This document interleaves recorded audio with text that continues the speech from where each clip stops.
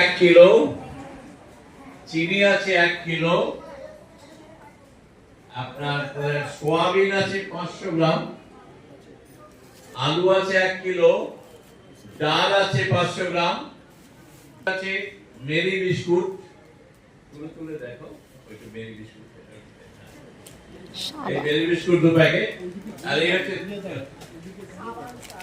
এই হচ্ছে ছাতু আছে, দেখো ছাতুটা দেখো, এই ছাতু আছে 1 প্যাকেট 500 গ্রাম, আর সাবান আছে একটা গায়ে মাখা, আর একটা কাপড় কাচা সাবান, আর এই একটা শাড়ি।